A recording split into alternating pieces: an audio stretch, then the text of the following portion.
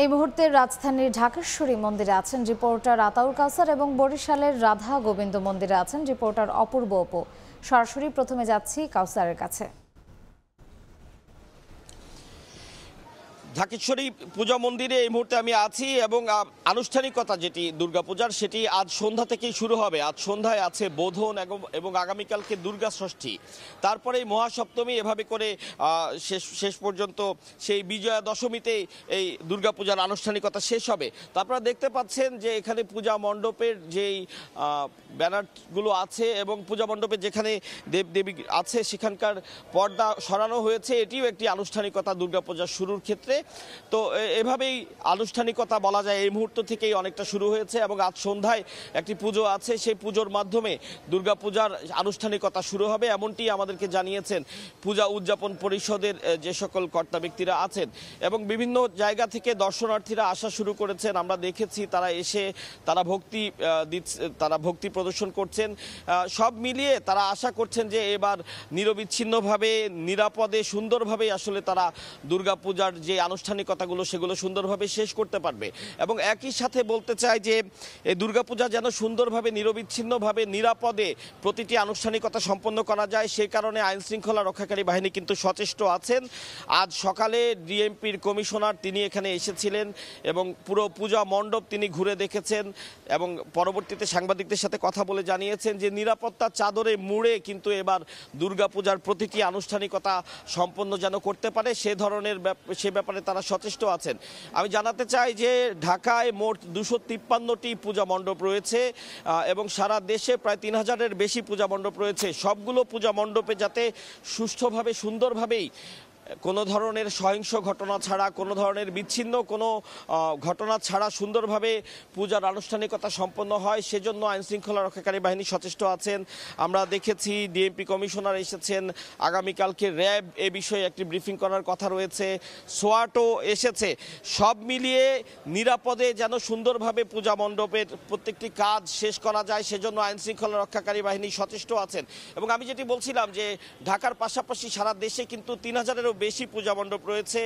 তেমন একটি পূজা মণ্ডপের খবর জানতে আমরা যেতে চাই, আমাদের আরেক সহকর্মী বরিশালে আছেন অপূর্ব অপু, তার কাছে। বাঙালি সনাতন ধর্মাবলম্বীদের সব থেকে বড় ধর্মীয় উৎসব শারদীয় দুর্গাপূজা, রাত পোহালি, মহাষষ্ঠমী, আজ মহাপঞ্চমীর সন্ধ্যায় দেবীর বোধনের মধ্য দিয়ে আনুষ্ঠানিকতা শুরু হবে। আগামীকালকে ষষ্ঠী পূজার মধ্য দিয়ে শুরু হবে 5 দিনব্যাপী এই শারদীয় দুর্গা উৎসব।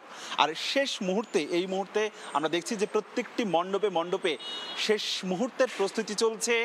একটু রং করার যে বাকি কাজগুলো ছিল সেগুলো চলছে, অন্যদিকে যে গেট যেগুলো তৈরি করার সেই বানানো কার্যক্রম চলছে। এবং আইন শৃঙ্খলা রক্ষাকারী বাহিনী এরই মধ্যে প্রত্যেকটি মণ্ডপে, বরিশালের প্রত্যেকটি মণ্ডপে পুলিশ আনসার সদস্যরা তারা 24 ঘন্টার জন্যই অবস্থান নিয়েছে যে কোনো ধরনের অপ্রীতিকর পরিস্থিতি এড়ানোর জন্য। এর বাইরে আমরা আরও দেখছি সেটি হচ্ছে যে বিভিন্ন মঠ মন্দিরেই আমরা দেখছি যে বিভিন্ন আশেপাশের শ্রেণী পেশার মানুষ, অর্থাৎ আমরা দেখি যে বাঙালির উৎসব মানেই তো সবাই প্রাণে প্রাণ মেলায়। সেই জায়গা থেকে হিন্দু ধর্মাবলম্বীদের এই শারদীয় দুর্গাপূজাকে ঘিরে মুসলিম সম্প্রদায়ের মানুষও কিন্তু আশপাশের যারা থাকে সবসময়ের জন্যই প্রতিটি মণ্ডপে যায়। তবে এবছর চোখে পড়ার মতনই একেবারে প্রত্যেকটি মণ্ডপে গিয়ে আমরা দেখছি শেষ মুহূর্তে বিভিন্ন রাজনৈতিক দল বরিশালে কিন্তু আসলে সভা করেছে। ঠিক এই মুহূর্তে আমরা দেখছি যে বিএনপির, জাতীয়তাবাদী দল বিএনপির কেন্দ্রীয় নির্বাহী কমিটির সদস্য একজন এসেছেন, আবু নাসের মোহাম্মদ রহমতুল্লাহ। তিনি এসে তার নেতাকর্মীদেরকে নিয়ে তিনি এসে এই মুহূর্তে এখানকার পূজা কমিটির নেতাদের সাথে কথা বলছেন, দেখা করছেন, শুভেচ্ছা বিনিময় করছেন। এর আগেও আমরা দেখেছি জামায়াত ইসলামের নেতারা কিংবা ইসলামী আন্দোলন বাংলাদেশের নেতারা তারাও কিন্তু আসলে বিভিন্ন মণ্ডপে যাচ্ছে আজকে শেষ দিনের শেষ প্রস্তুতির দেখার জন্য।